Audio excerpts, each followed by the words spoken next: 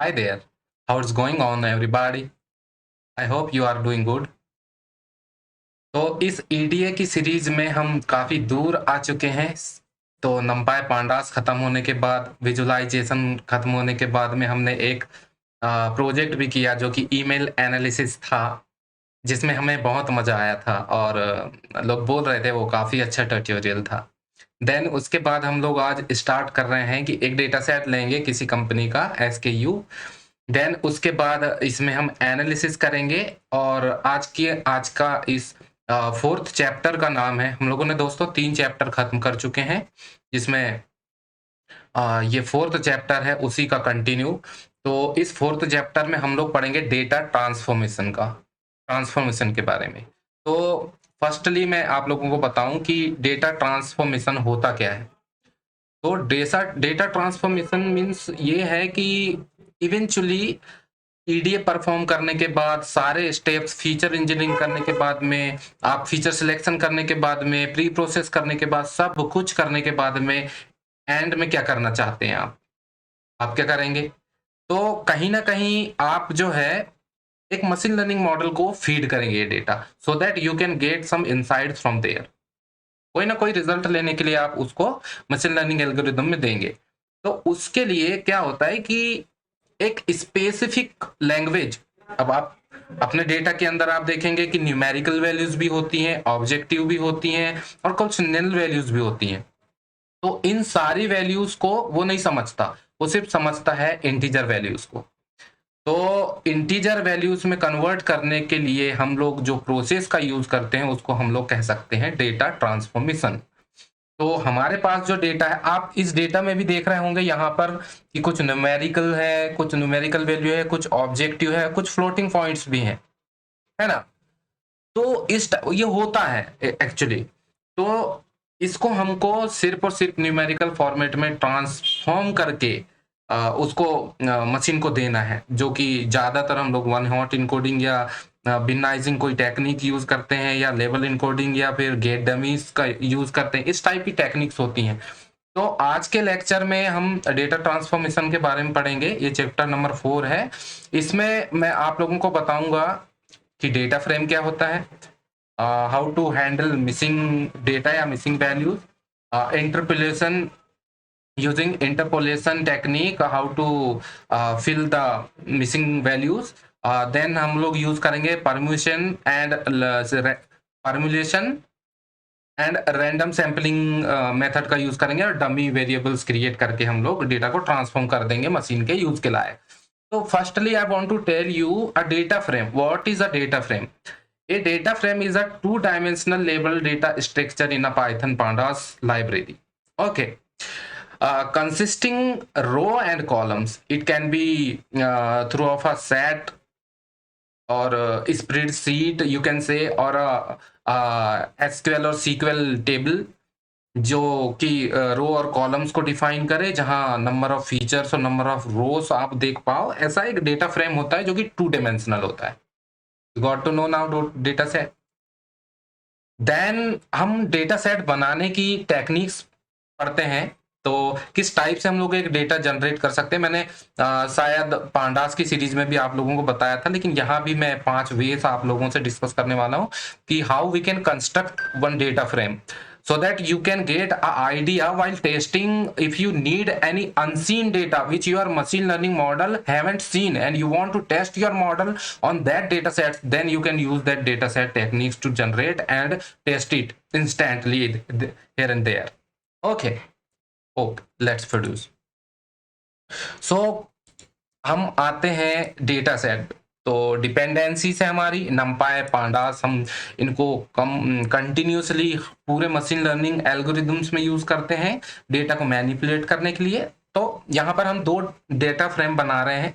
It's an example only. Okay, we are not going to use this, but we are just seeing the example how to create the data frame and all. Okay, then combination, like we have 2 kind of data sets, like you are initially from the client side you got one data set which is half, means less in columns and row, or some missing information, like you need all the information about any project which you are working on that, and you got some of information about that. Like in mobile phone, a lot of features are there, like camera, RAM, ROM, screen size, color, and the 4G, 2G, 3G, like that, and you got some of them, you didn't get all of them. So उसके कुछ दिनों बाद you got some more features, then you have to combine those all the data frames. So for that we need this technique. So this is our data frame first, this is our data frame 2. So this is the method pt.dataframe to create the data frame. Inside that we give dictionary. This is our column name, and the values of that dictionary, no, that column is this, and second column name is score, and we are giving values of this, and like that we are getting second data frame, and we are generating two data frames here, first and second. Then we want to concatenate that data sets, means we want to merge that data set, we want to add that data set. So what to do now, like if I will run this, okay, oh sorry, this one. So if you will see guys,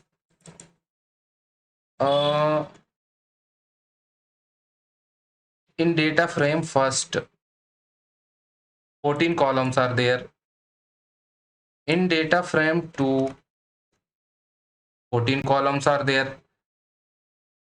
We use this pd.concate function for merging that data frames. So उनको merge करने के लिए data frame 1, data frame 2 and ignore index, we don't want to add that index. Means if you are मतलब इसको use नहीं करोगे तो क्या करेगा, वो 2 बार इंडेक्स को यूज कर देगा। मैं आप लोगों को दिखा दे रहा हूं ऐसे। तो देखो 0 से 14, फिर से 0 से 14, वो ऐड तो कर दिया लेकिन 0 से 14, 0 से 14, that's why we use that this one. अब देखो, अब उसने इंडेक्स को सेम कर दिया, 28 29 हो गया, है ना। इस टाइप से हम डेटा सेट को कॉन्कनेट कर सकते हैं। ये सारी वैल्यूज मर्ज हो गई। देन उसके बाद में है कॉन्केट एक्सिस 1, मतलब हम ये चाहते हैं कि एक सीरीज में या नीचे साइड वो रोस में ऐड हो जाए, तो वो एक्सिस 0 होता है। देन अगर हम चाहें कि नहीं, वो ऐसे नहीं, ऐसे साइड साइड में कॉलम वाइज ऐड हो, तो उस टाइप से होना चाहिए। तो ये देखो एक्सिस 0 में ऐसे होता है, then we want to add in axis 1, तो इस टाइप से ऐड होगा वो, ठीक है। Then merging technique, this we use for again concatenate the data set, but we are merging here. Merging is simple, nothing but this is also same to same technique, but we call this merging. I don't know why they are calling merging, but adding data set और merging data set, मतलब दो data frames को हम add कर रहे हैं और मर्ज कर रहे हैं। इन दोनों को आपको समझना पड़ेगा, है ना। ऐड कर रहे हैं मीन्स उसी डेटा सेट में कुछ चीजें हम ऐड कर रहे हैं, और मर्ज कर रहे हैं मीन्स दो डेटा फ्रेम्स को हम लोग मर्ज कर रहे हैं। तो यहाँ पर दोनों सेम ही है, इसके 5 ऑप्शन हम लोग पढ़ने वाले। तो ये डेटा फ्रेम बनाए, इस पे आप मत जाइए, तब जाइए, लेकिन बहुत ईजी है, कितने बार बताऊं। देन उसके बाद में यहाँ है कॉन्केनेट किया गया इस डेटा सेट को। देखो हमारे पास में 4 टुकड़े हैं डेटा सेट के, हमको चारों को मर्ज करना है। सिंपल सी बात ये है, हमारे पास इस बार 2 डेटा फ्रेम नहीं है, हमारे पास में 2 डेटा फ्रेम थे, तो हमने उसको कॉन्केनेट कर दिया।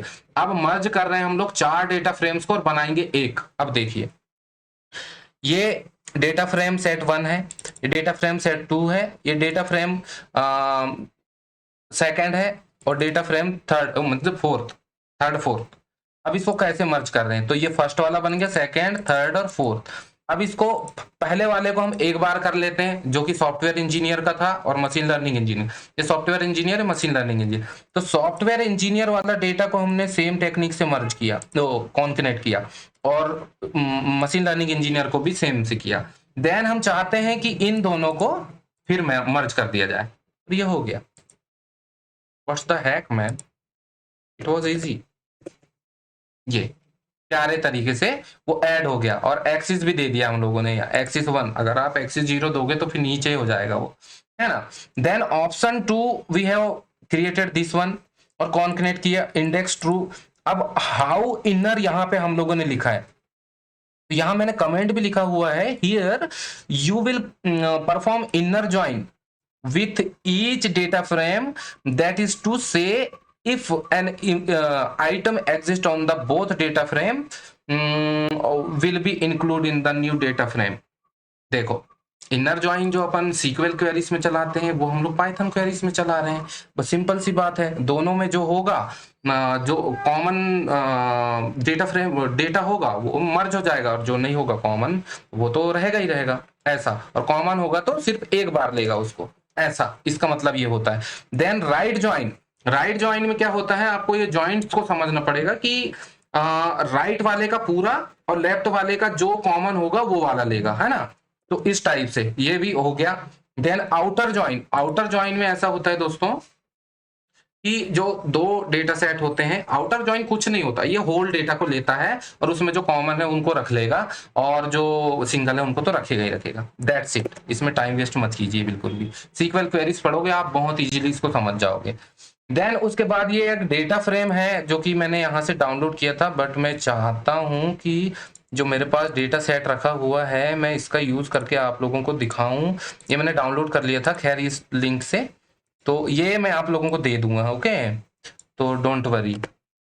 और मैं यहाँ से यहाँ तक यूज करना चाहता हूँ, और ये रीड कराने की, डेटा सेट रीड कराने की ये टेक्निक है, ओके। तो ये रीड हो गया।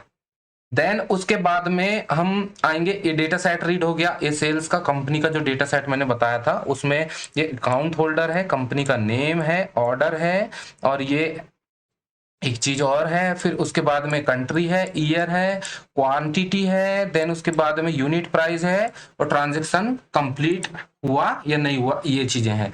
तो इस पे आप अगर टोटल देखना चाहोगे कि कितना डेटा सेट है इसके अंदर, तो let me show you first. EDA perform करते समय मैंने आप लोगों को बताया था कि शेप हमें इसका देखना है, तो 10,000 रोज हैं और 9 कॉलम्स हैं, ओके। देन मैं चाहता हूं कि एक नया कॉलम इस पे ऐड करूं जो कि नहीं है इसमें, वो होगा टोटल प्राइस का।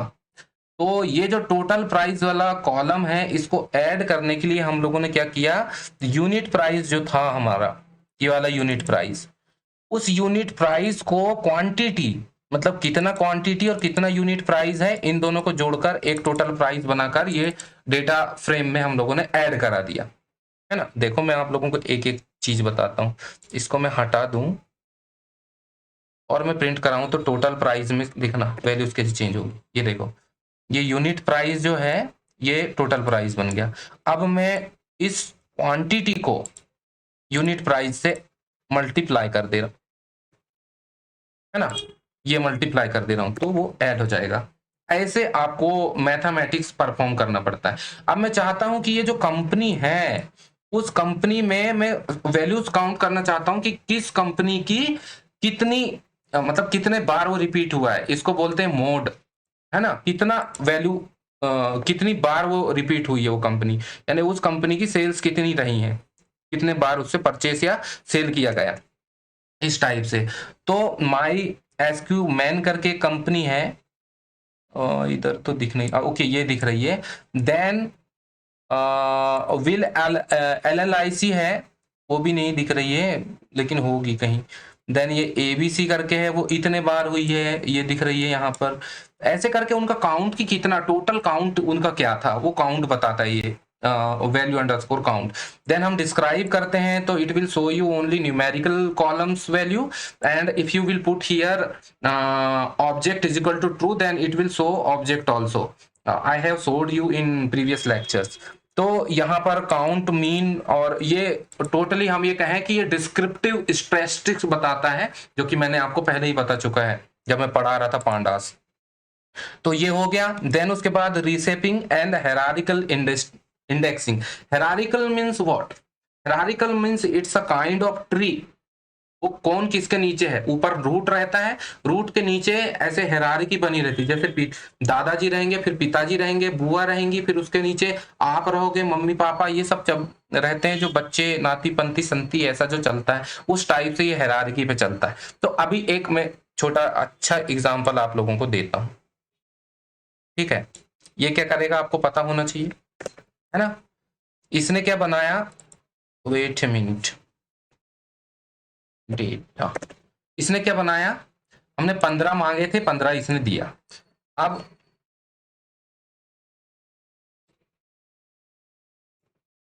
इसने क्या बनाया, इसको रिसेव किया 3/5 में, मतलब जो ये डेटा बनाया हम लोगों ने उसको 3/5 के कॉलम में रिसेव कर दिया, बस।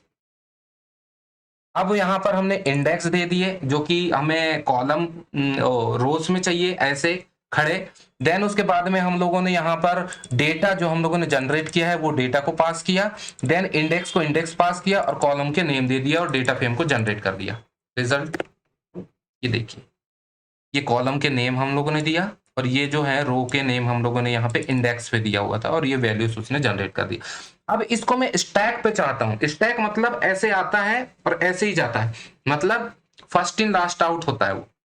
स्टैक का मतलब ये होता है कि एक सीरीज बना देगा वो, सीधी सीरीज। अगर आप सीधा चाहते हैं तो ये स्टैक परफॉर्म करा लीजिए उस पे, नहीं चाहते तो अनस्टैक करा दीजिए उसे, है ना। अनस्टैक करा देंगे, इस स्टैक्ड को अनस्टैक्ड करा दिया। देखो मैंने ये डेटा फ्रेम था, ये डेटा फ्रेम 1, ये डेटा फ्रेम 1 को स्टैक कराया और स्टैक्ड में सेव किया, देन स्टैक्ड को मैंने अनस्टैक कराया, तो ये अनस्टैक, ये ऑलवेज अनस्टैक होता है, ये जो डेटा फ्रेम जो होता है अपना वो अनस्टैक होता है, इसको स्टैक करा दिया अपन ने, है ना। अब यहाँ पर एक चीज है कि मैं एक सीरीज बना रहा हूं और उसमें कुछ रैंडम वैल्यूज में लूंगा और उसके बाद में डेटा डिप्लीकेशन करके बताऊंगा, डेटा को मतलब डुप्लीकेट करके बताऊंगा। तो उस पे क्या होगा, एक सीरीज हम लोगों ने क्रिएट की और ये दूसरी सीरीज क्रिएट की, तो सीरीज की वैल्यूज हैं ये, देन उसके इंडेक्स हैं 0 1 2 और 3, देन 4 एंड 5 एंड 6, ऐसे दो सीरीज हम लोगों ने बना दिए और एक कॉन्कनेट के लिए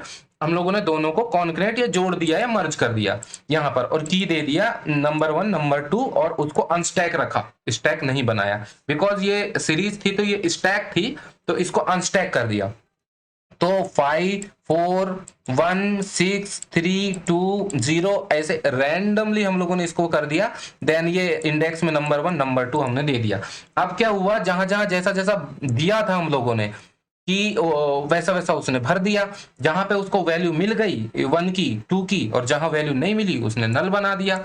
तो अब हम लोग क्या कर रहे हैं, इस टाइप से इसको डेटा फ्रेम 2 को अनस्टैक और स्टैक करके आप इस टेक्निक को यूज कर देखो दोस्तों, मैं आपको कुछ सिखा नहीं रहा हूं, आपको सिर्फ मैं अवगत करा रहा हूं कि डेटा ट्रांसफॉर्मेशन में ये सब टेक्निक्स को यूज किया जा सकता है, ऐसे हम कर सकते हैं। सीख तो आप तब जाओगे जब आप इसको देख लोगे, पढ़ लोगे या समझ जाओगे, और वो कब होगा, जब आप कहीं से रेफरेंस लेकर, जैसे इस वीडियो से आप रेफरेंस लेकर इस नोटबुक का यूज करोगे प्रैक्टिस के लिए, प्रैक्टिस कर लोगे तो आपको याद हो जाएगा कि ये क्या क्या मेथड्स होती हैं जो मैं डेटा ट्रांसफॉर्मेशन के लिए यूज कर सकता हूं।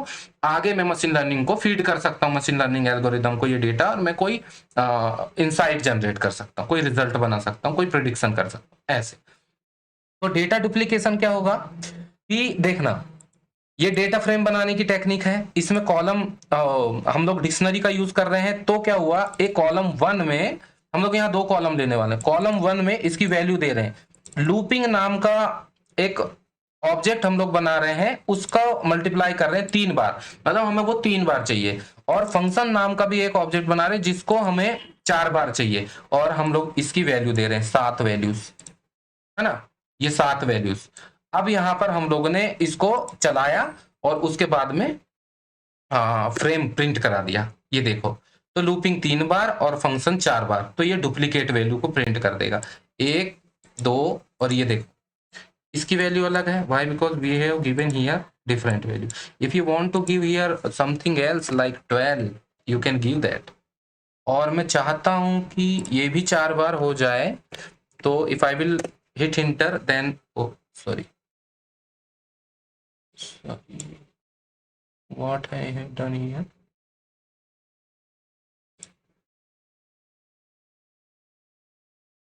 ओके, ये 12 हुआ, ये 4 हुआ, then done. What is the problem here? Array always must be in the same length. Okay, so I need to add one more here. Done.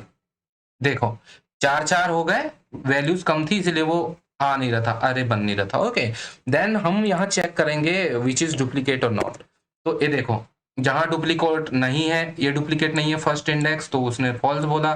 Second भी डुप्लीकेट नहीं है, लेकिन ये डुप्लीकेट है, इसने जहां डुप्लीकेट है ट्रू कर दिया और नहीं तो फॉल्स कर दिया। अब मैं चाहता हूं कि मैं डुप्लीकेट्स को ड्रॉप कर दूं और सिर्फ यूनिक वैल्यूज चाहिए मुझे, तो मैंने ये ड्रॉप कर दिया।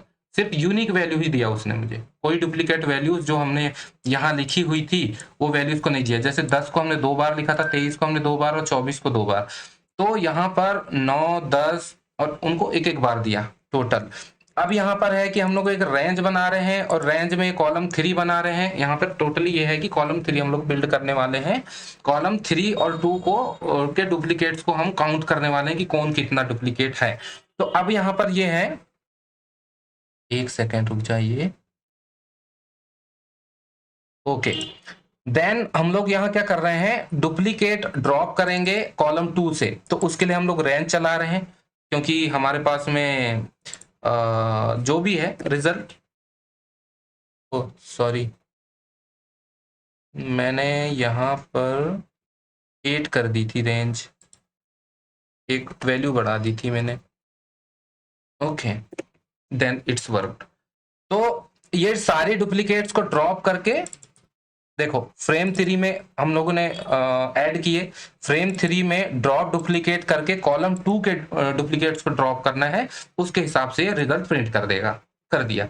अब replacing value, here is very interesting keyword you will get to know and you will use a lot in industry, this keyword हमेशा इसका यूज करोगे, a lot, मैं बता नहीं सकता कितना। तो ये डेटा फ्रेम बनाया, कॉलम 1 बनाया, उसकी वैल्यूज हैं, और कॉलम 2 इधर बनाया, उसमें रेंज दे दिया, 9 वैल्यू चाहिए हमें कुछ भी, 1 से लेके 8 तक में भी, और उसके बाद में हमें इस डेटा फ्रेम में स्टोर कर दिए रिप्लेस डेटा फ्रेम नाम का वेरिएबल लेकर। रिप्लेस डेटा फ्रेम नाम के वेरिएबल को हम लोगों ने डॉट फंक्शन लगाकर रिप्लेस मेथड लगाया टू रिप्लेस किसको, इस वैल्यू को करना है। अब इस वैल्यू, ये वैल्यू कहाँ है, ये 1 है और ये 2 है, इन दोनों इस माइनस 786 वैल्यू को नल से रिप्लेस कर दो। ऐसा सबसे पहले initially I want to show you that data set what we have here. यार ये देखो, तो ये 786 है। अब मैं चाहता हूं कि इसकी जगह नल आ जाए, ये देखो NaN आ गया, नॉट ए नंबर। तो इस टाइप से हम लोग उसको करते हैं, है ना।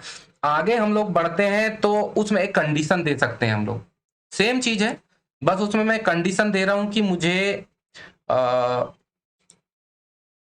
ये 2 बार भरने हैं बस, अगर ज्यादा हो तो सिर्फ 2 ही बार भरेंगे, है ना। इस टाइप से हम कर सकते हैं, और ये कुछ नहीं है, बहुत आसान है, इसको कुछ भी आप समझ सकते हैं। खैर रिप्लिकेट फंक्शन हो गया, बस मैंने इसमें 2 चीजें ऐड की हुई हैं, इसको छोड़ दीजिए आप, कोई मतलब नहीं है इसका। हैंडलिंग मिसिंग डेटा, अब ये सबसे ज्यादा इंपॉर्टेंट चीज है। While pre processing the data frame you will get to know lot hell number of missing values and miss values you will get there over there, and you have to pre-process them and you have to handle that. It's a very big problem in industry. If you will not fill that missing value, you will find problems like data imbalance and all. So you need to handle that missing value. So handling missing value, what is that, I need to inform you first. So I want to give you one definition for that. Like handling missing data is an important part of data cleaning and preparation, I think. And when we work with the real time data, let's common to encounter, you will get maybe common it's a common issue, that missing value. which can be represent and not a number in pandas. You have to handle that anyhow, otherwise you will get many problems. Okay, so यहाँ पर हम लोगों ने ये arrange function का use करके उसे रिसेव कर लिया डेटा को, देन डेटा फ्रेम बनाया, उसको हमने यहाँ पास कर दिया, देन हम लोगों ने इंडेक्स दिया, देन हम लोगों ने कॉलम दिया, कॉलम्स के नाम, जिसका रिजल्ट यहाँ पर है। तो ये मेरे पास में एक डेटा फ्रेम है। अब ये स्टोर 1, स्टोर 2, स्टोर 3, ध्यान से समझना इसको, इसी पे हम लोग पूरा गेम करने वाले हैं। तो Apple, banana, kiwi, grapes and mango, और स्टोर 1, स्टोर 2, स्टोर 3, 3 शॉप हैं, 3 शॉप में 5 फल मिलते हैं। अब इसमें मैं कुछ ऐड करना चाहता हूं। अब देखो कैसे ऐड कर रहा हूं। ये जो dfx नाम का हम लोगों ने डेटा फ्रेम तैयार किया, उसमें मुझे ऐड करना है column number 4, sorry store number 4, जिसकी वैल्यूज खाली मुझे नहीं पता वहां पर किस किस क्वांटिटी में डेटा मतलब एप्पल और ग्रेप्स और दुनिया भर की चीजें रखे हैं जो कि है। फिर एक मैं ऐड करना चाहता हूं ये लॉग फंक्शन का यूज करके एक वाटरमेलन, मतलब ये जाएगा रो में सीधे, और इस पे मैं वैल्यूज भरना चाहता हूं 15 से 19 के बीच में। और दूसरा एक ऑरेंज नाम की कैटेगरी और एक मैं ऐड करना चाहता हूं जो कि एक स्टोर 4 में ही अवेलेबल है, बाकी के स्टोर 1, 2 और 3 में अवेलेबल नहीं है, ये 4 में अवेलेबल है। और स्टोर 5 में बनाना चाहता हूं जिसमें मुझे कुछ नहीं पता कि कौन सा किस किस क्वांटिटी में मिलता है। देन स्टोर 4 में मैं एक एप्पल कैटेगरी ऐड करना चाहता हूं जिसकी क्वांटिटी 20 होगी। तो इसको मैंने जैसे रन कराया दोस्तों, आई एम सॉरी मैंने इसे रन नहीं कराया, ओके इट्स डन। तो ये जो स्टोर 4 बना, इस पे सारे के सारे नल वैल्यू थे, यहां नल वैल्यू आना चाहिए था, लेकिन हमने आगे स्टोर 4 को बोला कि एप्पल नाम की जो भी कैटेगरी बनेगी उसमें 20 फिल करना है आपको। तो ये जो एप्पल नाम की कैटेगरी बनी, ये इसमें 20 फिल हो गया। ओके, अब मैं चाहता हूं कि लॉक लगा करके कि वाटरमेलन नाम की कैटेगरी में आप 15 से 19 के बीच की वैल्यू भर दीजिए, कोई भी रैंडम। तो ये वाटरमेलन नाम की स्टोर 4 में भी आई, स्टोर 3 में भी आई, 15 से लेकर के 19 के बीच में यानी 18 तक की वैल्यू उसने भर दिया। अब यहां पर ये है कि ऑरेंज नाम का मैं बना रहा हूं और नन कर दो इसको, सारे ऑरेंज बने और ये नन कर दिए सारे स्टोर्स के लिए, और ये स्टोर 4 में मैंने भर दिया और dfx मैंने प्रिंट करा दिया। अब मैं चाहता हूं कि इज नल है कि नहीं है, मतलब नल है कि नहीं है उस डेटा फ्रेम में पता करना। तो मैंने इंटर दबाया और उसने बताया कि यहाँ नल नहीं है, यहाँ पे नल है, यहाँ पर नल है, यहाँ पर नल है, यहाँ पर नल नहीं है। इस टाइप से हम लोग पूरे डेटा फ्रेम को देख सकते हैं। नॉट नल, अब हम उसका बिटवाइज ऑपरेशन चला सकते हैं, उसका एकदम कॉन्ट्राडिक्टरी ऑपरेशन चला सकते हैं कि नॉट नल इज नल लगाया, नल है कि नहीं, नॉट नल जहां नल नहीं है वो प्रिंट करो, इस टाइप से। तो नॉट नल मतलब यहाँ पे नल नहीं है ट्रू, यहाँ पे नल है ट्रू, नो फॉल्स, इस टाइप से। अब मैं चाहता हूं कि ये जो फंक्शन है इसमें सिर्फ मैं जैसे इज नल में हम लोगों को ये देता है, अब मैं चाहता हूं कि वो काउंटिंग हो जाए कितने नल है कितने नल नहीं है, कम कर दिया मैंने। अब मैं और चाह रहा हूं आगे कि इसको भी मैं चाहता हूं कि किस स्टोर में कितने नल हैं, वो ये 15, तो सॉरी टोटल कितने नल हैं, तो ये 15। अब मैं चाहता हूं कि काउंट करके बताओ कि किस स्टोर में कितने नल हैं, काउंट हो गया वैल्यूज, है ना, इस टाइप से। अब मैं स्पेसिफिक यहां चाह रहा हूं कि स्टोर 4 में नॉट नल कितना है वो मुझे बताइए और कहां कहां है। तो ये इसने बताया कि एप्पल में जो है वो 20 है नॉट नल, और वाटरमेलन में 18 है, बाकी तो सारे के सारे स्टोर 4 में जो है वो नल है। इधर क्या डेटा फ्रेम, ये देखो ये नल है 18 और ये 20 को छोड़ दिया बस, बाकी सबको दे लिया उसने, इस टाइप से।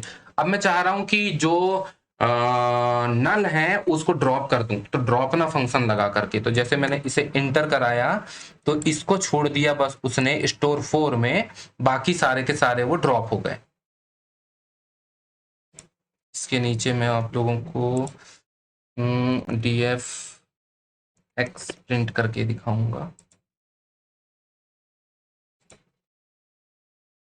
df x, है ना। तो इस टाइप से होता है, ये ऐसे काम करेगा।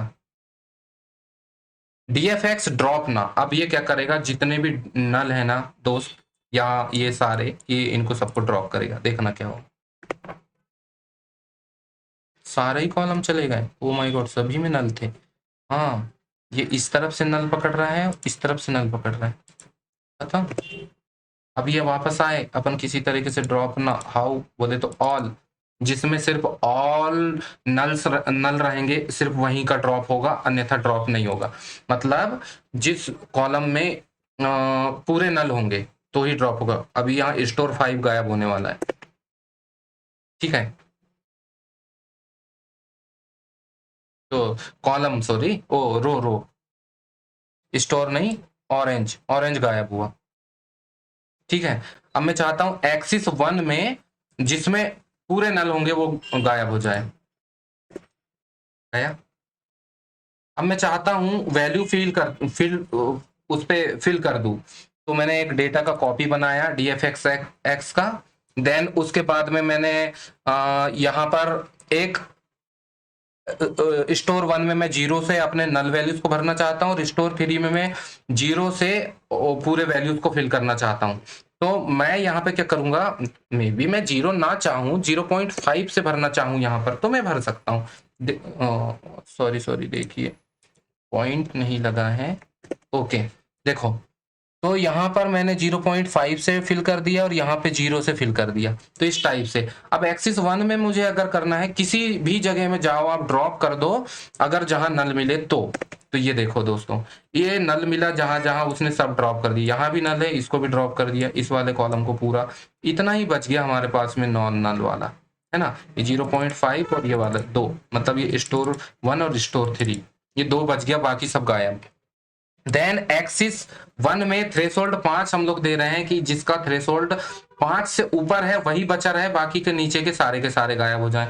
तो कुछ है क्या, ये है, ये है, देखते हैं क्या होता है। मैंने वैसे उस वैल्यू को भर दिया है, देखेंगे फिर हटा देंगे अगर चाहो तो। नहीं, इसने प्रॉपरली काम किया दोस्तों।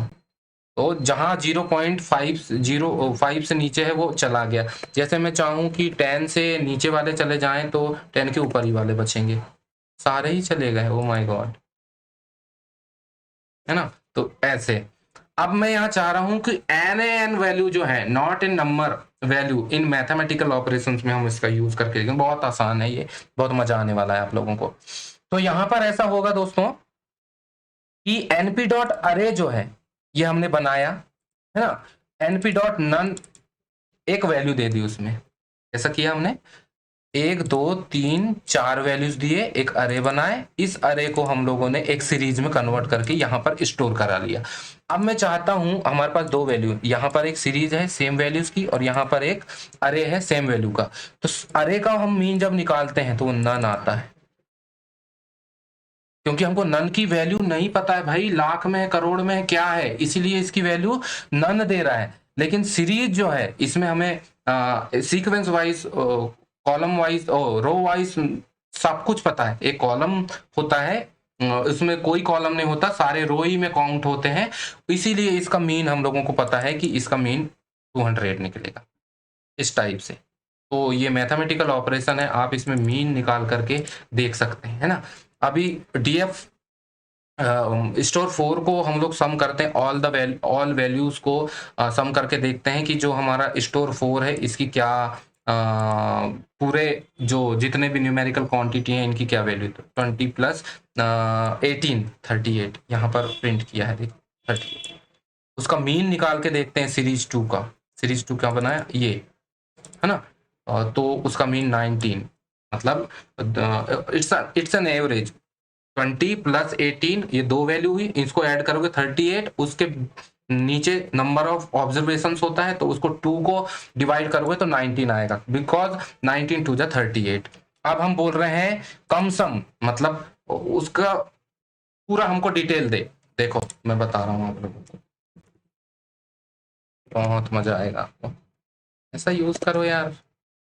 तो ये आप लोगों को बताया कि 1 डायमेंशनल अरे एनडी अरे विथ एक्सिस लेबल,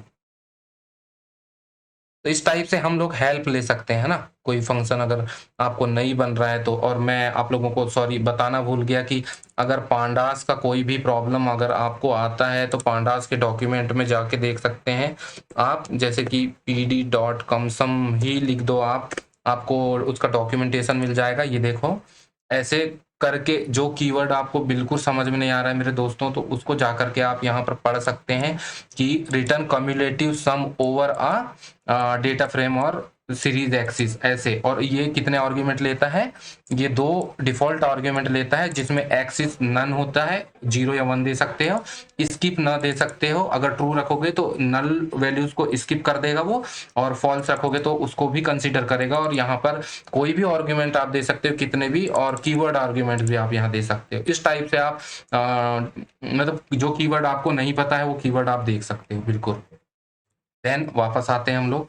तो मैं यहाँ पे चाह रहा था, आई एम सॉरी, ओके, तो ये इसने कम्युलेटिव सम निकाल के हम लोगों को दे दिया है। देन मैं चाहता हूं कि इस स्टोर 4 में मैं हर वैल्यू पर 1 ऐड कर दूं, या 20 है या 30 है, 38 है। अब देखो मैं यहाँ पे 10 ऐड करता हूँ, ये देखो या 30 हो गया, ये 18 का 28 हो गया, जो हमारा स्टोर 4 था इसकी बात कर रहे हैं। अब फिलिंग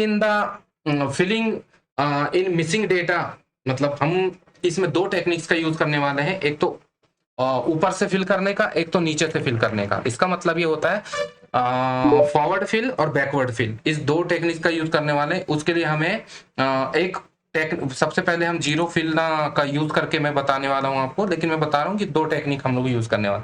तो ये डेटा फ्रेम है, डॉट फिलना लगाओगे, 0 लगाओगे, जहां भी नल वैल्यूज हैं या एन वैल्यूज है वहां वो फिल कर देगा, है ना।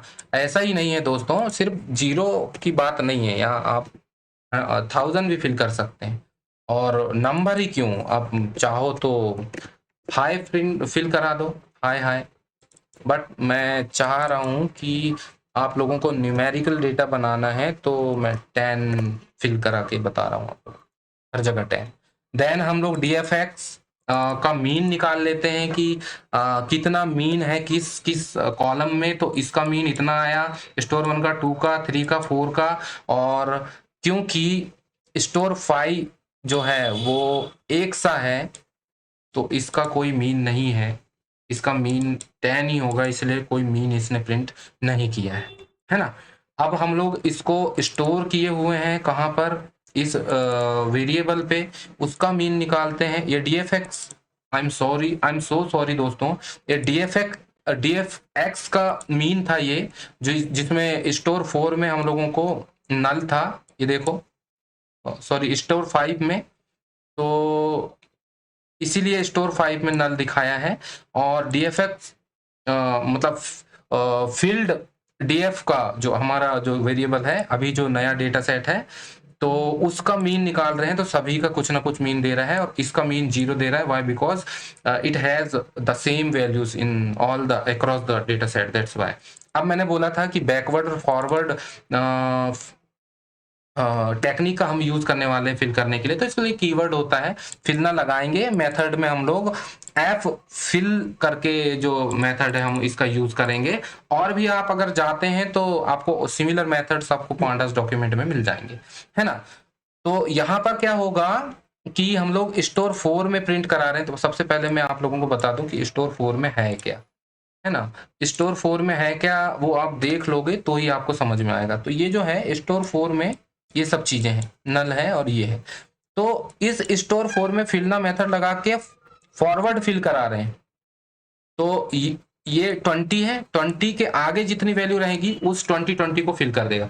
18 के आगे जो वैल्यू रहेगी उसमें 18 फिल कर देगा। अब देखो कैसे किया, ये मैंने प्रिंट कराया, देखो 20 कर दिया यहाँ तक 18 तक, और 18 प्रिंट कर रहा है। उसके बाद इसी को मैं बैकवर्ड करूं तो इधर 18 करेगा और उधर क्या करेगा, देखो बहुत इंटरेस्टिंग, बहुत इंटरेस्टिंग।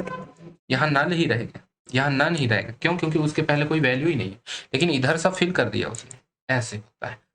फिर फिलिंग विथ इंडेक्स, तो इंडेक्स में हम लोग कुछ नहीं है, इंडेक्स का हम लोग नाम दे रहे हैं बस, और उसके बाद में फिल कर दे रहे हैं। Firstly we are creating one series here, like I want to show you that series, ये सीरीज बनाया, इसमें ये इंडेक्स वैल्यू है, इसमें हम लोग इंडेक्स ऐड कर रहे हैं बस, नेम वो 1 2 नहीं चाहिए हमें इसलिए, और देन उसके बाद में हम लोग इसको फिल करा रहे हैं किससे, ये जो सीरीज की वैल्यूज हैं इससे हम फिल कराएंगे। अब यहाँ बहुत इंटरेस्टिंग चीज हो रही है, हम स्टोर 4 में प्रिंट करा रहे हैं। इनिशियली हम लोगों के पास में स्टोर 4 में क्या है, आप देखो नल वैल्यू है। अब ये जो मैंने डेटा फ्रेम बनाया, मैं सोच रहा हूं कि इसको मैं ज्वाइंट करा दूं और उसको मैं फिल करा दूं, तो ये फिल ना फंक्शन से मैंने फिल कराया। तो अब यहाँ पर एक इंटरेस्टिंग पार्ट आपको देखने मिलेगा कि ये जो एप्पल है, मैंगो है, ऑरेंज है, इसको मैच किया। एप्पल में इसको 14 फिल कराना था, लेकिन यहाँ ऑलरेडी एग्जिस्टिंग वैल्यू थी, खाली नहीं था, तो फिल क्यों करेगा? हम रिप्लेस नहीं कर रहे हैं, हम फिल कर रहे हैं, इसलिए उसने फिल नहीं किया क्योंकि वो खाली नहीं था। लेकिन मैंगो खाली था तो मैंगो में 23 फिल किया, ऑरेंज खाली था इसलिए उसने 12 यहाँ पे फिल किया। इस टाइप से काम होता है। देन हम आगे बढ़ते हैं कि DFX हमारा जो ये है, जो हमने फिल कराया है, देखो मैं बता रहा हूं, है ना, ये जो DFX है इसको प्रिंट करा के दिखा, ये देख। अब ओ सॉरी गड़बड़ हो गई, हाँ, उस पे हम लोग ये DFX पे मीन निकाल रहे हैं, बिना मीन निकाले करें तो देखो बदलाव, और उसका मीन निकाल के हम लोग करें तो बदलाव, देखा 4 में ऐसे हम लोग करते हैं। इंटरपोलेशन, ओ मोस्ट इंपॉर्टेंट चीज, तो मैं सबसे पहले तो मैं आप लोगों को बताना चाहूंगा कि इंटरपोलेशन होता क्या है। देन उसके बाद मैं चाहूंगा कि आप इन सब चीजों को सीखें कि क्या होता, मतलब कैसे हम लोग यूज करेंगे उसका, है ना। तो इंटरपोलेशन का मतलब अगर मैं आप लोगों को देखो यार, इंटरव्यू में जो है ना इंग्लिश में ही पूछते हैं, इसलिए डेफिनेशंस तो मुझे प्लीज इंग्लिश में ही बताने दे दीजिएगा। तो interpolation of missing value is a way to estimate the missing value based on the available data. Whatever available data we have, based on that we are estimating something between the given range, like it involves filling in the gaps between known values with an we can say known values. It means the given set of range, like from 10 to 20, I want to fill that. Then between the 10 and 20, it will fill all the values. Let me show you practical here. Okay. तो क्या होगा कि मैंने एक series बनाने की कोशिश किया जो कि 100 से लेकर के 292 के बीच में है, और उसके बीच में मैंने 3 वैल्यूज खाली दे दिए। तो मैं चाहता हूं कि इन दोनों के बीच की जो वैल्यूज हैं इससे एक्सीड ना करे या इससे नीचे ना आए, वो वैल्यूज को फिल कर दे ऑटोमेटिकली रैंडमली। उसके लिए मैं एक मेथड यूज करता हूं पांडास का, वो है interpolate method, this method. So if we will do that, like before that what we have, it's an oh sorry SER3 series 3, we have this one, and if we apply that one, then we will get this value. It's neither small or smaller than 100 and nor bigger than 92 to 92. So that was the purpose of that. So it's an interpolation. Okay, तो interpolation मतलब बीच की value को fill करना किसी given range के बीच की, ये आप समझ लीजिए, ये बहुत यूज होगा इसलिए मैंने इतना ज्यादा बताया इसके बारे में। ओके, देन उसके बाद में हम टाइम सीरीज ले रहे हैं। टाइम सीरीज में एक सीरीज बना रहे हैं जिसमें हम लोग यहाँ नल वैल्यूज ले रहे हैं 2, और एक सेट रेंज दे दिए हैं कि 10 से 9 के बीच की वैल्यू भरना है। इंडेक्स में हम लोगों ने एक डेट ले लिए हैं और उस डेट की वैल्यू को हम लोग फिल करने की कोशिश करेंगे। तो इंडेक्स मींस ये हमारे रो के नेम्स हो गए। तो ये हम लोगों ने डेट ले लिया 1 2 3 4 नहीं है 5 ऐसे, और 4 डेट में हम लोगों ने 4 ये वैल्यूज को फिल करा दिया। तो ये जो 2 खाली वैल्यूज हैं इसको हम इंटरपोलेट करना चाहते हैं। तो ये डेटा सेट बना और ये हमने इंटरपोलेट किया और ये फिल हो गया। अब इंटरपोलेट में मेथड हम लोगों ने टाइम डाला, तो टाइम के अकॉर्डिंग फिल करो। तो उसने क्या किया, पहले देखो वैल्यूज चेंज थी, टाइम के अकॉर्डिंग उसने वैल्यू को चेंज कर दिया।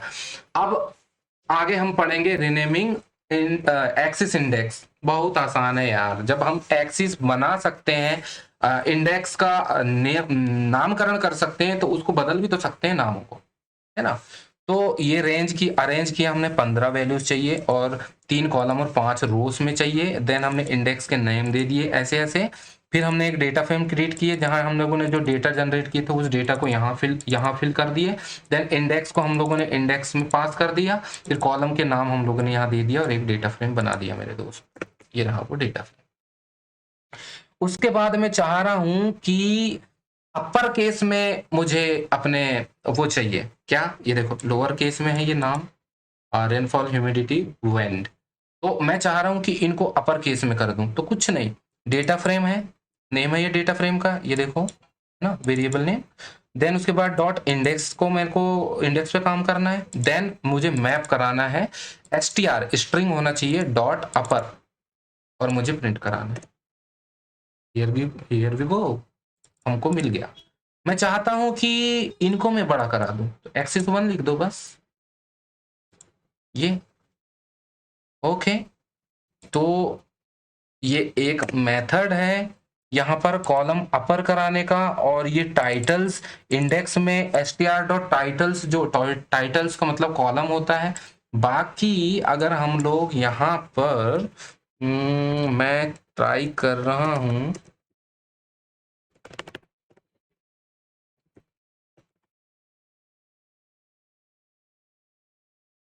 मैं अगर करूं तो काम करेगा, नहीं कर रहा है, तो कर रहा है शायद, कर ले, नहीं कर रहा है, ये मेथड काम नहीं करेगा। Okay, it was an experiment for me, so okay. अब आते हैं अपन डिस्क्रिटाइजेशन में और बिनिंग, यानी कि एक बहुत बड़े डेटा सेट से एक छोटे छोटे डेटा सेट में हमको डिवाइड करना, तो ग्रुपिंग करना, सीधी सीधी बात। तो if you want what I have to teach you that a definition means, okay। so उसमें ऐसा है डिस्क्रिटाइजेशन में, आई एम सॉरी, मेरे को प्रोनाउंसिएशन का थोड़ा प्रॉब्लम है इस वर्ड के साथ में। तो उसमें ऐसा है कि whenever you want to segment any kind of data like time series data, so if you want to cut that data in the segments and you want to make it as a group, then you use this technique, which is binning technique or bucket technique. So for that we need to know what is our data. Then after that you can divide or binize this using the like you are working on time series data, then you can divide segments like in month, year, or hours also you can do it, or in years, like if you have 15 years of data from 2015 to like 2000 3000, then you want to segment the data, or you want to make bin or buckets of 5 years, then you can make it like that. So 20 bin you will make of 50 years of data like that. सो क्या हो रहा है, यहाँ height नाम का एक variable बनाया जिसमें वैल्यूज हैं, ये लिस्ट हैं दोनों। देन उसको हम लोग कट नाम का एक बिन करने के लिए, कट जो हम लोग जैसा बताएंगे वैसा वो कट कर देगा। तो बिन्स में मतलब हम लोगों ने यहाँ बताया कि 120 से लेके 132 तक की ऐसे ढेर भर के डेटा सेट है, रैंडम जनरेटेड है। तो मैं उसे बता रहा हूं 118 जो है सबसे छोटा है, इसका एक बिन बना लेना, इसके आसपास आने वाली वैल्यूज और इसके आसपास आने वाली वैल्यूज का एक बना लेना। अभी मैं दिखा रहा हूं आप लोगों को कैसे समझ में आएगा आपको। ये कट से हम लोग बिनिंग करते हैं या डिस्क्रिटाइजेशन करते हैं, आप ये समझ लेना। तो ये जो 18 है से लेकर 125 तक का एक बिन बनाया उसने, देखो यहाँ ये 18 से लेके 125 तक का दो दो वैल्यू से लेता है, फिर लेगा इसको, फिर लेगा इसको, फिर लेगा सॉरी फिर लेगा इसको और इसको, ऐसे इसको पहले, फिर इसको और इसको, फिर इसको और इसको, फिर इसको और इसको। Means 118 to 125, then 125 to 135, then 135 to 116, then 116 to 200, like that it will take। तो 118 से 125 के बीच में कितनी वैल्यूज हैं, ये है 3 वैल्यू, है ना। इस टाइप से वो करता है। तो पहला ये बिन बनाया, ये बिन के साइज अपन लोगों को दिखा दिया इसने, इस टाइप से इसने बिनिंग करके पूरे जितने परमुटेशन कॉम्बिनेशन इसके बन रहे हैं वो सारे कॉम्बिनेशन इसने बना दिया। देन इंटरवल्स, ये कैटेगरी बता दिया हम लोगों को कितना कितना होता है। देन हम लोग चाह रहे हैं कि इस वैल्यू के अंदर कितने वैल्यूज काउंट कर रहे हैं या कितनी वैल्यूज उस को कितने कॉम्बिनेशन उसके अंदर बन रहे हैं। तो हम लोग इस तरीके से उसको देखेंगे कि 18 से 125 के बीच में 5 कॉम्बिनेशन बन रहे हैं, 125 से लेकर के 15 के बीच में 135 के बीच में 3 कॉम्बिनेशन बन रहे हैं, लाइक दैट। अभी यहाँ पर हम लोगों के पास में हाइट नाम का जो हमारा ये वाला वेरिएबल है उसमें से हम लोगों ने ऐसे पास कर दिया और राइट फॉल्स कर दिया, ट्रू भी करेंगे तो कोई दिक्कत नहीं है। सेम इतना बड़ा कोड ना लिख करके हम वन लाइनर चला देंगे और प्रिंट करा देंगे, सेम रिजल्ट आए। दूसरी बात, short height, average height, good height, taller height, इसमें हमें बांटना है। तो हाइट नाम का फंक्शन हमने लोगों ने ले लिया और बिन्स हमने बना ही लिया था। ये दोनों वेरिएबल्स हमारे पास में है जो कि लेबल्स में है, और बिन नेम्स ये वाला, इन नेम के हिसाब से उसको डिवाइड कर दो करके हमने दिया और पीडी डॉट कट करा दिया दोस्तों। तो ये हो गया, ये बन गया, देखो ये बना के दे दिया ऐसा। ये बहुत बार यूज होगा आप लोगों को, डोंट वरी। और ये बिन एज इंटीजर कर रहे हैं, यहाँ पर हम लोग कैटेगरी से किए थे, यहाँ पे इंटीजर से कर रहे हैं, उसमें प्रिसीजन 2 दे दिया है, 2 का बनाओ, बस इतना ही है, बाकी कुछ नहीं है। और वैल्यूज कहाँ तक की हैं, रैंडम वैल्यू क्या करेगी, जनरेट करेगी रैंडम वैल्यूज ना। आपको पता होना चाहिए ये चीज, पता तो होगा ही, नहीं तो मैं दिखा देता हूँ आपको। सॉरी,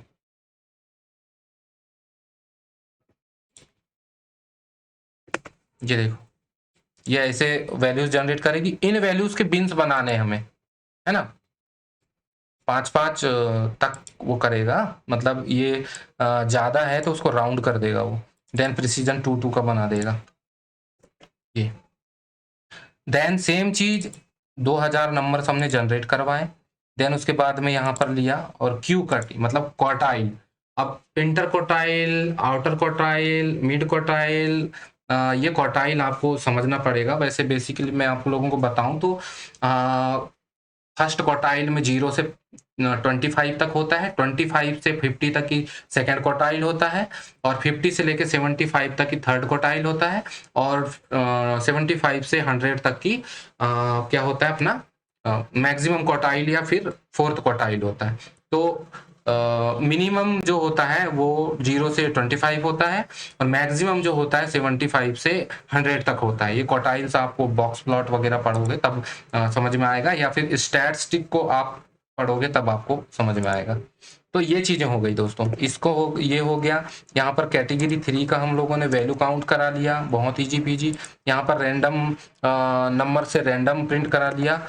बात आती है हम लोगों की यहाँ पर, है ना, कि वो जो डेटा सेट था मेरे पास, उस डेटा सेट का मैं कैसे यूज करूंगा और आप लोगों को कैसे मैं उसको रीड करा करके उस पे डेटा को ट्रांसफॉर्म करूंगा। तो ये हम लोगों ने अभी तक की डेटा और मिसिंग वैल्यू को हैंडल करना, मतलब वो सपोर्टिव फंक्शंस जो भी थे वो हमने सीखे हैं डेटा ट्रांसफॉर्मेशन के लिए, ताकि मशीन उस चीज को समझ सके। तो कितना कुछ हमें करना पड़ता है, इतनी सी चीज नहीं है, बाकी ये बहुत इंपॉर्टेंट मेथड्स थी। अब मैंने यहाँ डेटा को रीड करा दिया, वैसे आप चाहो तो उस लिंक से भी रीड हो जाता है, आप लोगों को पहले भी बताया। ये देखो कोई भी अंतर नहीं आएगा, बस it will take time, that's why I have downloaded here offline, then I am using that. तो ये पांडास का रीड कराने का मेथड है। अगर आपको CSV रीड कराना है, CSV लिख दो यहाँ पर, रीड अंडरस्कोर CSV। एक्सेल कराना है तो रीड अंडरस्कोर एक्सेल करा दो।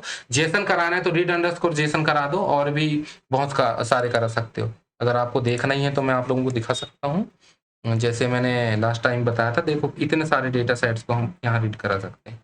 ओके दोस्तों, तो ये रीड मेथड हो गया। तो we have readed here data account section all in all, जो कि हम लोग पहले ने भी किया था, डिस्क्राइब किया, वो भी कर चुके हैं हम लोगों ने पहले। अब यहाँ पर क्या है कि ये जो टोटल प्राइस है इसमें मुझे स्टोर करना है, मैंने बनाया था, ये सब चीजें बन चुकी हैं पहले ही, उसी को हम लोग यूज कर रहे हैं। मतलब एक नया कॉलम ये टोटल प्राइस वाला, ये हम लोगों ने मल्टीप्लाई करके बनाया था। देन यहाँ डेटा ट्रांजेक्शन्स कितने हुए हैं टोटल प्राइस में, उसको हम लोगों ने यहाँ देख लिया। मैं आपको दिखाता हूँ। फास्ट तो नहीं चल रहा हूँ, मुझे कमेंट में बता देना अगर मैं फास्ट होऊंगा तो sorry why it is not printing. Okay, total price, okay, I haven't run these things. I have run this one, this one, this one. Okay, now it is running. तो ये चीज हो गई है ना।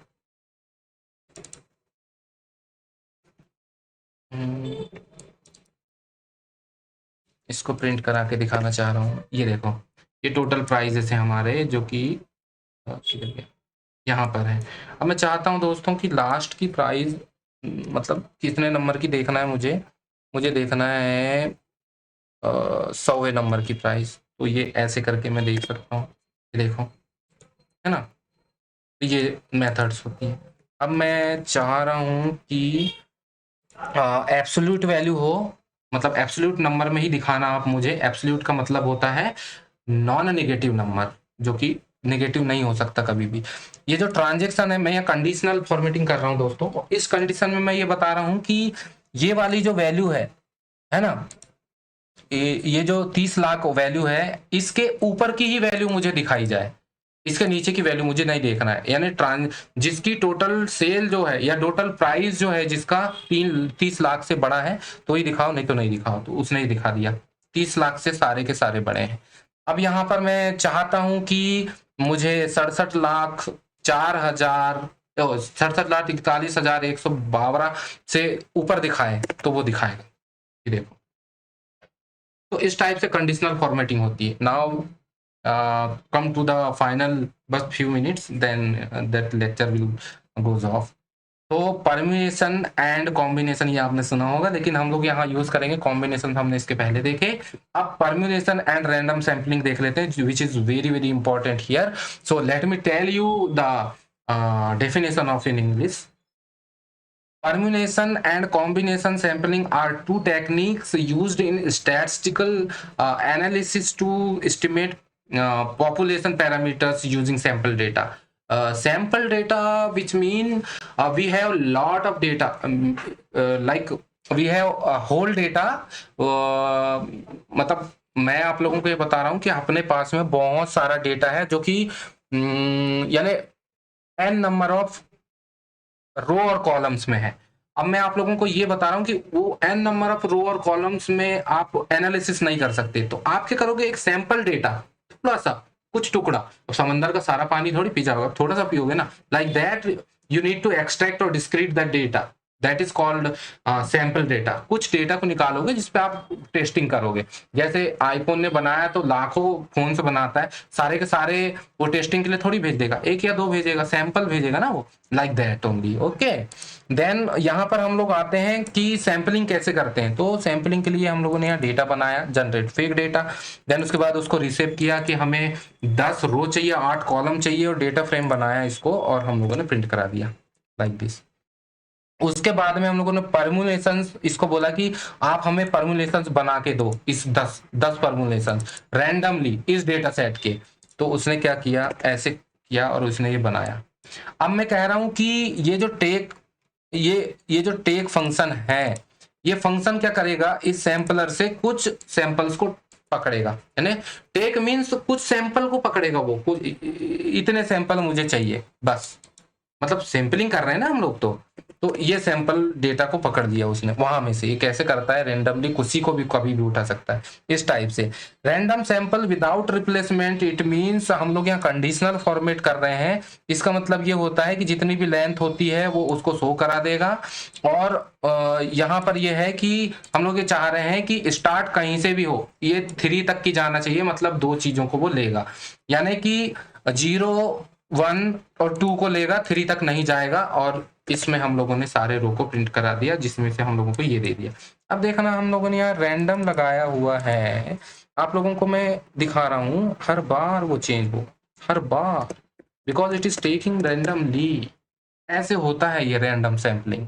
Okay, random sample with replacement के लिए हम लोगों ने रैंडम डेटा बना लिया। अब इसको, इस डीएफ को हम लोग क्या कर रहे हैं कि स्टैक कि जैसे हम लोग यूज करेंगे यार रैंडम सैंपलिंग के लिए, तो एक अरे बना, इस स्टैक को, मतलब ये एक अरे है जो कि एक सीरीज में है, और इस स्टैक का लेंथ जितना भी होगा साइज 10 होनी चाहिए, और एक सैंपलर बना दो। दोस्तों अगर समझ में नहीं आ रहा है तो मुझे प्लीज बताना, नहीं तो आप ये नोटबुक में देने वाला हूँ, डिस्क्रिप्शन में इसकी लिंक मिल जाएगी और सीरीज भी मिल जाएगी आप लोगों को। तो इस टाइप से देन हम लोग यहाँ पर स्टैक जो हम लोगों ने बनाया था उसमें टैग करके सैंपल निकालने के लिए सैंपलर ले रहे हैं, और हो गया। नेक्स्ट टाइम अलग लेगा, यहाँ रैंडमली सैंपल होगा, चेंज हो रहा है दोस्तों। देन उस जो भी इस सैंपलर में स्टोर होगा उससे हम टेक करेंगे तो वो ले लेगा, इसमें से लेगा। देन रैंडम वेरिएबल, ओ सॉरी, डमी वेरिएबल्स का मतलब ये होता है, पहले तो मैं बता दूं आप लोगों को डमी का मतलब क्या होता है, और maybe first I should tell you definition. तो dummy variable are a way to represent categorical variables in regression analysis. They are used to convert a categorical variable with a category into n-1 binary variables. Like you have, because we have Python now. In Python, the indexing starts from 0. So like n-1, it means n-1 we use because of that. Why? Because we have like 10 row or 10 columns, then it will print till 9. So if you will if you want to know the 10th number of index, then you will write there n-1, means what is the number of 10th, so it will print 9. तो 10वें number का index का value जानना है आपको तो 9 होगा, इस टाइप से। तो that is the dummy variable also we use there. it is not dummy variable, I'm saying we are using that n-1 technique for that. Dummy variable it means आपके पास में जैसे एक कॉलम है, कॉलम है fruits के अंदर आपको मिला है ऑरेंज और बनाना, तो उसके मैं 2 कॉलम बनाऊंगा डमी करके। तो जहां ऑरेंज रहेगा 0 ट्रू फॉल्स होता है और 1 होता है अपना ट्रू, तो वो क्या करेगा, जहां पे ऑरेंज रहेगा मतलब प्रेजेंट है ऑरेंज, तो वो 1 कर देगा, और प्रेजेंट नहीं है तो 0 कर देगा। ऐसे डमी बनाता है। अभी मैं प्रैक्टिकली बता रहा हूँ, मे बी आपको समझाने में प्रॉब्लम हो रही होगी। तो firstly we have to create one data set here. So data frame बनाया, जेंडर बनाया, और उसमें फीमेल, मेल, अननोन भी, मतलब थर्ड जेंडर के लिए, और वोट उसके हम लोगों ने ये बना दिया कि 6 से 12 तक की कर दो, और 1 स्टेप उसमें चलो। तो हमने ये डेटा सेट प्रिंट करा दिया। Okay, let me take one bigger value here, like 16 to 22. Okay, got it. तो ये वोट्स हैं। तो इस वोट्स में हम ये चाहते हैं कि इसके डमीज बना दो आप, कि इस जेंडर में, ये जेंडर नाम का फोल्डर है, इसमें 2 है ना, और एक फीमेल है, अननोन भी है। तो मैं चाहता हूं कि जहां पर वो प्रेजेंट हो तो उसमें 1 कर दो, नहीं तो नहीं कर दो। तो ऐसे, और इसी फॉर्मेट में हम मशीन को फीड करते हैं। अब इसको समझना आप डमी वेरिएबल्स को बहुत अच्छे से, कि फीमेल है, ये जेंडर कॉलम को एनालाइज कर रहे हैं, तो ये 3 वेरिएबल उसके अंदर हमको पाए गए, 1 फीमेल, मेल एंड अननोन। तो इसको एनालाइज कर रहे हैं, और मशीन लर्निंग एल्गोरिदम इसी फॉर्मेट में समझता है। तो क्या होगा, फीमेल है, यस, बट मेल नहीं है क्योंकि वो फीमेल है, और अननोन भी नहीं है। तो मेल वाले में इसने 1 किया। अब देखना, एक और मेल है, एक और फीमेल है, देखो इसको और इसको मैच करते हैं। एक और फीमेल है, तो उसने फीमेल में ट्रिक 1 किया है, बाकी में 0 है। अब यहाँ पर देखो वैल्यू चेंज है, तो वो बोल रहा है कि यहाँ पर मेल है, तो मेल में 1 किया है, लेकिन बाकियों में इसने 0 कर दिया। सेम चीज इसने यहाँ किया है, 2 में यहाँ अननोन है, तो अननोन वाले में 1 कर दिया है, देखो अननोन में 1 कर दिया है, बाकी में उसने 0 कर दिया। ये होता है दोस्तों डमी वेरिएबल्स क्रिएट करना, और machine learning algorithm love to do this. It will understand easily this format. इसीलिए most of the machine learning sorry क्या बोल रहा हूं मैं, पागल हो गया। Machine algorithm machine learning algorithm बनाने वाले जितने भी डेवलपर्स होते हैं वो इस फॉर्मेट का यूज करते हैं दोस्तों। ओके, कभी कभी हो जाता है यार, थक गया हूँ क्या करूँ। देन उसके बाद जेंडर को एनालाइज किया, तो जेंडर में जेंडर प्रीफिक्स हमने दे दिया, यहाँ पर हम लोग चेंज कर सकते हैं मेल फीमेल में, because it's a good technique to use here, because if you want to use this thing then you can use, why, because बहुत सारे वेरिएबल्स होते हैं हमारे पास में, बहुत सारे कॉलम्स होते हैं, तो आपको पता नहीं चलेगा कि कौन सा वाला किसका है, तो हम लोग ऐसे प्रीफिक्स देते हैं। यहाँ पे मैं जेंड करके भी दे सकता हूँ, GND, और ER को हटा दो, तो इस टाइप से तो वो काम कर जाएगा। हम लोगों को बताना पड़ता है कि ये किस वाले का बिन वेरिएबल है, मतलब डमी वेरिएबल है। देन उसके बाद में ये देखना है कि हमें ज्वाइन अगर करना है, तो ये वोट्स हैं, हमारे डेटा फ्रेम को ज्वाइन कर रहे हैं, और ये डमीज हमने जो बनाया है यहाँ, डमीज वाला डेटा, और ये वोट्स, इसको ज्वाइन कर दिए, तो ये ज्वाइन हो गया। तो इस टाइप से है ना। तो दोस्तों ओवरऑल पिक्चर में आप लोगों को बताऊं तो ये वीडियो लंबी इसीलिए हुई है because it's a very very important thing to make understand one machine learning algorithm what we want to give you. अगर वो डेटा को समझेगा ही नहीं तो वो कैसे परफॉर्म करेगा, you will not get a good accuracy or R2 square precision recall matrix, you will not get good, then how your model will perform in testing data, so testers जो होंगे वो फेल कर देंगे। तो again आपको यहाँ आना पड़ेगा और फिर से काम करना पड़ेगा। तो क्या होता है, एक 0.1 या 0.2% की भी एक्यूरेसी आपके किसी कॉम्पिटिटर से ज्यादा है तो आपके मॉडल को कंसीडर किया जाएगा, उसके मॉडल को नहीं। इसीलिए हम लोगों को ईच एंड एवरी मेथड को समझना जरूरी होता है। तो मिलते हैं नेक्स्ट वीडियो में, और मैं आप लोगों को बताना चाहता हूं कि नेक्स्ट वीडियो में ये 4th लेक्चर हमारा यहाँ पर एंड होता है, और नेक्स्ट वीडियो में मैं डिस्क्रिप्टिव स्टैटिस्टिक पढ़ाने वाला हूं। उस पर हम लोग एक डेटा सेट पे परफॉर्म करके देखेंगे, जो कि बहुत बहुत इंप्रेसिव और इंटरेस्टिंग होगा हमारे EDA सीरीज के लिए। So till then thank you very much, and यहाँ तक बने रहने के लिए बहुत बहुत धन्यवाद दोस्तों। वीडियो बनाने में और मुझे ये सब लिखने में बहुत रिसर्च की ज़रूरत होती है, क्या मैं आपको बताऊं क्या ना बताऊं, इसीलिए आप प्लीज़ इसे शेयर कीजिए। और मेरा ये एक एडवाइस है आपको कि एक ग्रुप बनाओ 2-4-5 लोगों का, 2-3 लोगों का या 1-2 लोगों का, और ग्रुपिंग में इस चीज़ को प्रैक्टिस कीजिए, पढ़िए और वीडियो सीरीज को देखिए, कॉपी कीजिए, और कोड को ज़रूर एक्सेस करना और देखना कि उसको में क्या प्रॉब्लम्स हैं, और कोई चीज़ अगर समझ नहीं आती, let me know that thing in comments, so I will definitely reply you. So till then, thank you, bye bye, and happy journey.